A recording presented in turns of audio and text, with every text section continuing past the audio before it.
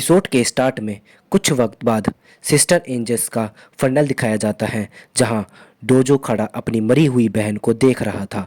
वहीं जैसन भी आया होता है और डोजो का तसल्ली देता है कि वो उस हरामजादे ट्रक ड्राइवर को ज़रूर सज़ा दिलवाएगा जिसने उसकी बहन को की जान ले ली।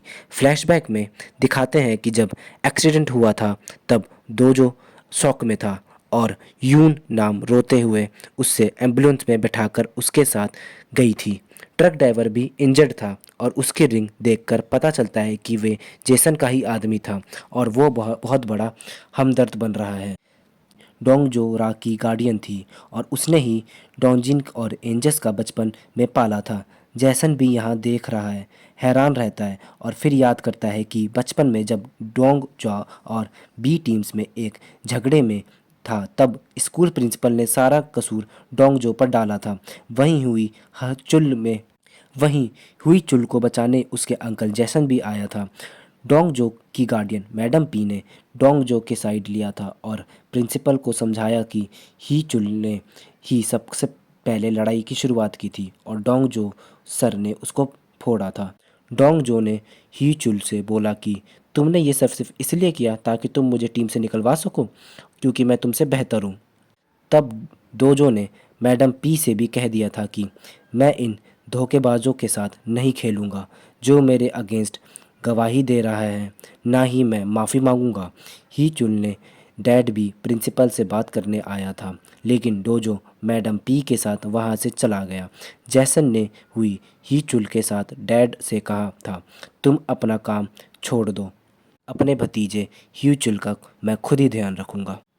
कुछ साल बाद जब डोंगजो डाइसी एनर्जी कंपनी में आया था तब गोजो और जैसन उसकी जानकारी निकाल रहे थे कि ये वही स्कूल है जहां लड़ाई हुई थी।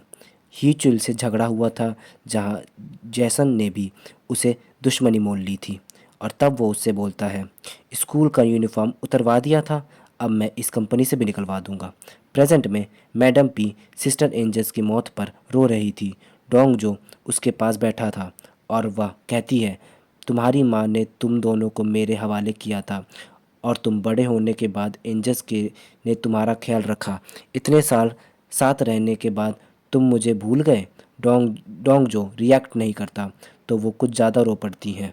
जैसन दोनों को देख रहा था तब डोंग उसे कहता है गेस्ट को रिसीव करो और मैडम पी को संभालने के लिए जाता है। मैडम पाई को एक रूम में ले जाता है और गोहों में रूम के बाहर आवाज़ें सुन रहा होता है। मेहमानों में जैसन को एंजल्स नाराज़ लगने लगती है और वो घबरा जाता है और सोचता है डोंग जो रो को याद लौट आनी चाहिए थी, क्यों नहीं आई। रात को हॉस्पिटल में एक आदमी नर्स बनकर उसे ढूंढने को आता है। वो सीक्रेट रास्तों से उसे ले जाता है और एक आदमी और उससे छुपकर एक बंदा कॉरिडोर में ले जाता है। गुंडा कहता है क्या मिस्टर शॉन और मुझे जेल नहीं बचेगा, प्लान बदल गया है क्या। तभी दूसरा आदमी हेलमेट उतारता है तो वो देखता है कि डोंजो होता है। उसे देखते ही गुंडा भागने लगता है पर रास्ता बंद होता है। डोंग जो उसे मारने शुरू करता है, सर फाड़ देता है, सारी तकलीफ उस गुंडे पे निकाल देता है। पुलिस भी उस गुंडे को हॉस्पिटल से अरेस्ट करने आती है पर उन्हें पता चलता है कि उसे भगाने ले गया था। फंडल में लीन और उसके डैड भी आए होते हैं और चेयरमैन चा की फैमिली भी। उधर डोंग जो उसे गुंडे को बंद कर कार में डाल चुके होता है और उसके साथ जो नर्स बनाया था वहाँ से निकल जाता है। डोंग जो बाइक पे वापस फंडल में जाता है। जैसन को भी पता चल जाता है कि यंग जून हॉस्पिटल से भाग गया है। जैसन गैंग के हेड से पूछता है कि वो कहता है योंग चू खुद नहीं भागा, उसके साथ कुछ हुआ है और कहता है इस आदमी ने युंग चू को उड़ाया है और ये डोंग जोक के साथ आइसलैंड में गायब हुआ था। जैसन पूछता है हेलमेट वाला कहीं और डोजो और को तो नहीं मारा। गुहो कहता है वो तो यही रूम में रो रहा था। तब डोंग जो वापस आता है तो दोनों हैरान रह जाते हैं। जैसन गुस्से में कहता है इसकी याददाश्त लौट चुकी है और ये नाटक कर रहा है। दो खराब गए बाद में, अब इसे ख़त्म किए बिना काम नहीं चलेगा। फर्नल में यून नाम और ह्यूचल भी आते हैं। डी जैसन से कहते हैं क्या डोंगजो को याददाश्त नहीं आई? जैसन कहता है, अगर आई होती तो सबसे पहले तुम्हारा गला पकड़ता। फर्नल के बाद जैसन असेंबली में सियोन चुल से मिलता है जो एल्डर का पैगाम लाया होता है। इतने पैसे क्यों नहीं भेज रहे हो? दो खराब काम तो नहीं कर पाए? संभाल नहीं रहे हो तो एल्डर को संभालने दो। जैसन गुस्से में बोलता है, एल्डर को कह दो ये सब ठीक है, पैशन की बात मैं खुद कर लूँगा। गूहो कहता है, डोंगजो को सब कुछ याद नहीं आया। जैसन कहता है, जितना ये मुझे परेशान कर रहा है मैं इसका सर तोड़कर समुंदर में फेंक दूंगा। जैसन से जाते ही डोंगजो अंदर आ जाता है और देखता है कि असेंबली में सियोनचुल फ़ोन पे कह रहा है, जैसन से कह दिया है कि अगर नहीं संभाल रहा तो एल्डर को संभालने दो। ये सब सुन के डोंगजो गटर के रास्ते वापस निकल जाता है और वॉन बी को बताता है जैसन जिससे मिला वो एल्डर नहीं था। जैसन अपने आदमी लड्डू से कहता है, अगर डोंगजो की याददाश्त वापस नहीं आई तो डायसन बेचना पड़ेगा।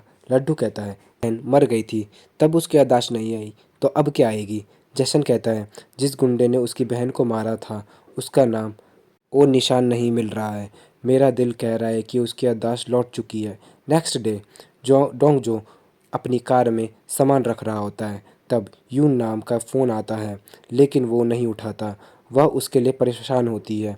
डोंगजो अपने स्टडी रूम में सेफ खोलकर सोजू की बोतल रखता है। तभी चेयरमैन चाह और सेक्रेटरी गोंग आ जाते हैं। चेयरमैन पूछता है, क्या तुम्हें वो छोटा बच्चाई सियोन याद है जिससे यून नाम के डैड सुन हो?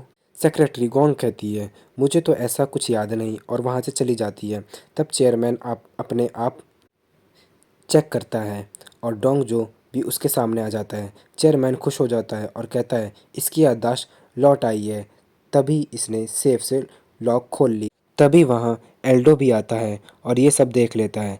घर के बाहर सोनू डोंगजो से मिलने आया होता है। तब दो कोई और ताई भी वहाँ आ जाती हैं। दो कोई उससे पहचान किसके डर जाती है। सोनू इनसे पूछता है कि क्या मैं डोंगजो से मिल सकता हूँ? ताई उसे अंदर ले जाने वाला ही होता है लेकिन डोंगजू उसे मना कर देती है। डोकुई खुद सोनू से बात करती है और कहती है, डोंगजू इस वक्त किसी से नहीं मिलना चाहता। अंदर आके ताईहू और डो कहते हैं, हमें उससे मिलने देना चाहिए, शायद उसे देखकर कुछ याद आ जाए। लेकिन डोकुई उन्हें चुप करा देती है। सेक्रेटरी गोंग आके डोकुई से पूछती है, इतनी परेशान क्यों हो? तो वो कहती है, बाहर योंगू के बेटे आए हैं। उधर डोंगजू खुश होता है कि उसकी याददाश्त धीरे धीरे वापस आ रही है। डोंग जी ने से कहता है, मुझे सब याद आ जाएगा। तभी डोंग हुई अंदर आती है और चेयरमैन से कहती, खतरे में पड़ गया है, बैंक प्रेसिडेंट ने रिव्यू रोक दिया। लड्डू कहता है, मिस्टर जैसन को पैसे का कुछ भी प्रॉब्लम है। डोंग हुई कहती है, मर्जर किसी से भी हाल में रुकना नहीं चाहिए वरना मैं आपसे में भरपाई लूँगी। चेयरमैन गूहू को बेचकर लड्डू से पूछता है, जैसन अचानक मर्जर के वो चाहता है हम डायसन एनर्जी बेच दें वरना ज़बरदस्ती करेगा। चेयरमैन कहता है, प्रॉफिट में जा रही है कंपनी को क्यों बेचना? बड़ी वाली सेफ खोल कर उसे मुंह में पैसे मारो। डोंगजू कहता है, उसके कोड तो अपने यहीं लिख रहा होता है। चेयरमैन कहता है, नया कोड में कहीं रख के भूल गया है। तब डोजू चेयरमैन की टेबल और वो पेपर निकाल देता है जिसमें नया कोड लिखा था। चेयरमैन बहुत खुश होता है। लड्डू भी हैरान होता है। असल में कल रात डोंगजू ने देख लिया था कि कोड का पेपर गायब था, इसलिए उसने नया कोड की लिख के वापस रख दिया ताकि बाद में निकाल के चेयरमैन को दे सके। एल्डो डोंगजू के घूर रहा होता है। डोंगजू कहता है, अगर इस स्पीड से सब याद आ रहा है तो मेरी गलत यादें सही यादों में बदल जाएंगी। फिर वो तीनों बड़ी सेफ के पास आते हैं और डोंगजू सेफ खोलता है। डॉलर्स और गोल्ड पैक करके डोंगजू जैसन के घर आ जाता है। जैसन कहता है, सुना है तेरी याददाश्त लौट रही है? डोंगजू कहता, मेरी बहन की मौत का दर्द मुझे ये सब याद करने पर मजबूर कर रहा है। जैसन कहता है, तेरी याददाश्त आनी चाहिए वरना तेरी मरी ही बहन को सुकून नहीं मिलेगा। गोहू आके कहता है, चेयरमैन ने बहुत माल भेजा है और वो चाहते हैं कि केमिकल की मर्जर डील आगे बढ़े। डोजू उनके साथ चला जाता है। गूहू देखता है उसकी कुर्सी पर वही रिंग पड़ी होती है जो जॉसन के गुंडे में पहनी हुई थी।